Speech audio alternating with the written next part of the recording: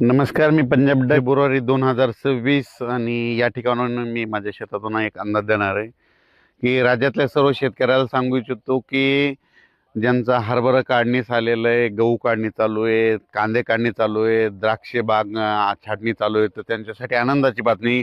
राज्यामध्ये सध्या तरी आता पावसाचं वातावरण नाही. राज्यात हवामान कोरडं राहणार आहे. फक्त आज आणि उद्याचे दिवस थोडं 6 फेब्रुवारीपर्यंत थोडं ढगाळ वातावरण राहणार आहे, फक्त अंदाज लक्ष यायचा.